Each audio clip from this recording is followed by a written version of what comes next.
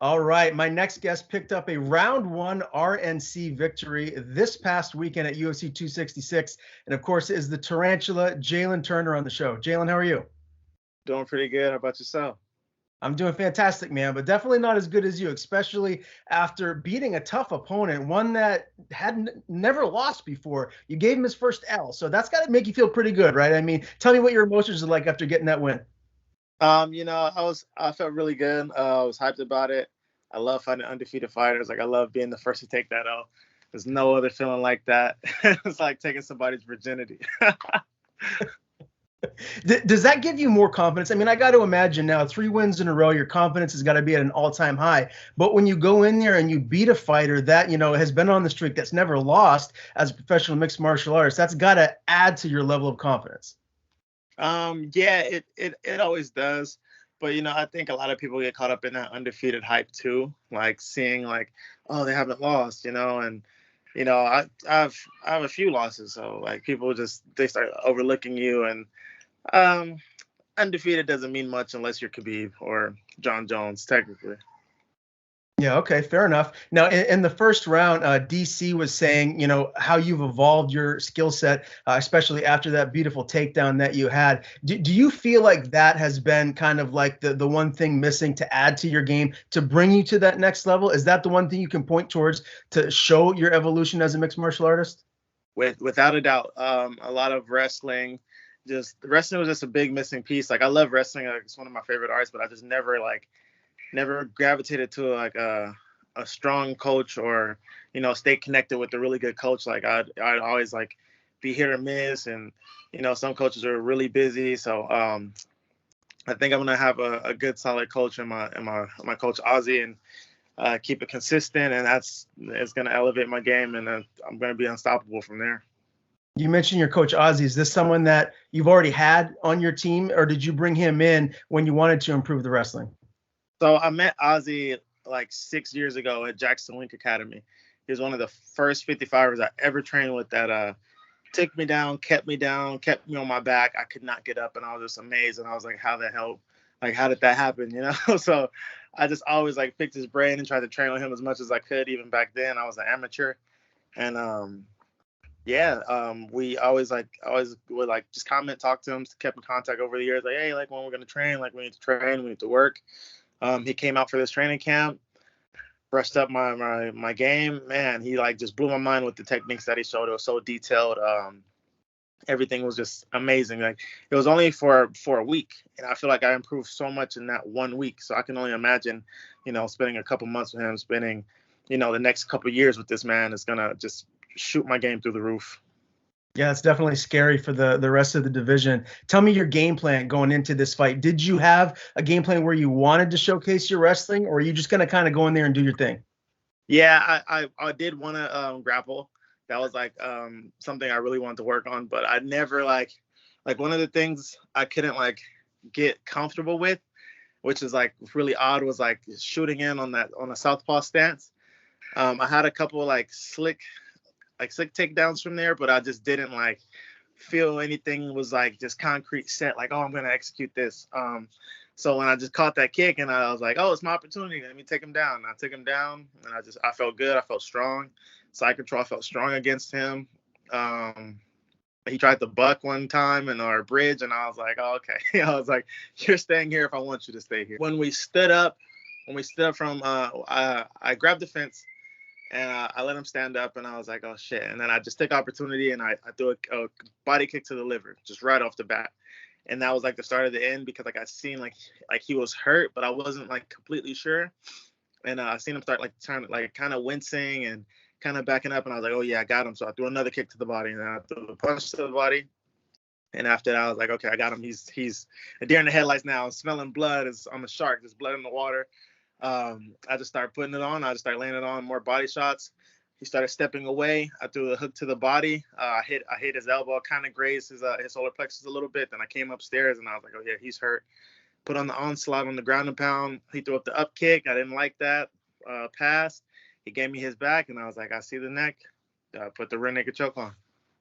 Yeah, man. And as I said earlier, that makes it 3 wins in a row now. I mean, what's the trajectory for you here moving forward? I mean, I got to imagine it's just keep climbing up that 155-pound ladder. Do you feel like you're getting closer to maybe a top 15 shot, or you still got to string together a couple more wins before you can get someone on that level? The UFC likes to push. They like to like promote people pretty fast sometimes. I'm in no rush to fight anybody in top 10, top 15. I'm gonna get to those guys eventually. I just want to keep progressing and get better. Um, maybe one more win and then we can start talking. Sign a new contract. We can start talking about some ranked fighters. I got to get some ranked paid money. Yeah, no doubt. And again, UFC 266, this clearly was a monster event, 2 title fights. You have Nick Diaz coming back and fighting Robbie Lawler, 17 years in the making. How nice was it just to be there and have a packed stadium of screaming fans, with COVID and everything that we've all had to go through? I mean, how great was that to get a win in an atmosphere like that? It was really good, especially since my last one was a year ago and then there was no crowd at all. So it was like really, I love the energy. I love feeling that energy, even walking out, shaking everybody's hands, slapping everybody's hands. Like it was a lot of love. The videos, the pictures after, like seeing my friends and family in the crowd, I was just like, man, like it felt good to be home. I felt good being back in my office where I needed to be. Yeah, and you fought fairly early in the night. So did you have a chance to kick back and watch the pay-per-view? I mean, I'm sure you'd want to catch, the Diaz fight and the 2 title fights. Run me through the rest of your night after you fought. I ended up going back to the hotel. I had to go back to the hotel. Packed up my stuff. I ended up going to another hotel that a buddy had got for me and my coach. Went there and then I went back to the arena, but they don't let fighters back in. After you fight on the card, like you're just not allowed, like, just like for safety reasons or past issues with fighters fighting and the crowd, stuff like that. So I ended up I caught the main event. I caught the main event with a fan. He was outside the arena. And he was on his phone and he was like showing it to me. He was like, "Hey, didn't you just fight?" I was like, "Yeah." And then he like started showing me the fight, and so I got to watch Brian's fight. And man, it was really nice. It was a good atmosphere. And then I took a bunch of pictures after, like people walking out, like, "Hey, didn't you fight tonight?" So I took some pictures. It was cool. Nice. And you mentioned Brian. I mean, you're a Cali guy. That's where he's from. I'm assuming you must have some sort of a relationship with him. How did you think, he performed? Because he came close to, getting Volkanovski in a couple submissions. Yeah, Brian's the homie. Man, he was just so fucking close, dude. Like he had his neck a couple times. I was like, it's over. So I don't know how the hell Volkanovski got out of those submissions, man. It blew my mind. That was probably one of the best title fights I've ever seen. Like it was just action packed back and forth. Fucking Brian has a lion's heart, man. You got to kill that man to get him out of there. So it's always much respect and inspiration seeing him, do his thing. Have you talked to him after? Where's his head at? Is he feeling all right?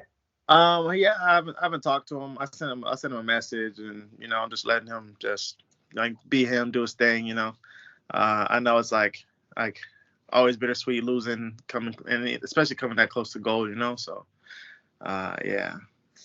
Yeah, no, for sure. Now, Shevchenko, she's just an absolute monster. The only thing I feel like is next for her is a trilogy fight with Nunes. So we don't need to dive into that because she's just clearing out the division. But I got to get your take on Nick Diaz, man, because he's clearly a monster name. I mean, the Diaz brothers, California fighters themselves. What do you think? If you were in his corner and you were like, a close friend of his, do you think he should fight again? Or do you feel like, maybe his time has passed? There's fights for him. That's the thing. Like, if he wants to fight, like he can fight. There's OGs that are still like making their way out, or like in the twilight if they want to retire or not. So there's opportunities for him. It's up to him. Like he doesn't ever have to fight again. Like, or he could, if he really has the fire and he wants to do it again, he can. I'd like to see him fight again. I wouldn't mind it. I always like to see the Diaz brothers fight, though. So. Yeah, me as well. Now, the last fight, as you said a little bit earlier, it's been over a year now. You had that big win over Brock Weaver, and you did have an injury after that. So I just wanted to get your take on, how healthy you're feeling right now, and what kind of rehab that you had to go through to get back to 100%, to get back in the octagon. Man, I tore like some muscle and tendons in my hip. And it took me by surprise. I was like, how the hell did I even do that? Like he didn't touch me. And then the doctors were like, well, you literally kicked so fast and so hard that you injured yourself. I was like, oh damn, that makes sense. So that was a couple months recovery. Got the PRP, did some therapy, like just got back to training. That happened, and then I think I caught COVID earlier this year, and then that set me out. That put me back for a while. That just sucked. And then after that, I ended up breaking my hand. So that sucked. I was out for about 3 months because of my hand. And then started this camp. I ended up breaking my toe. Broke my toe.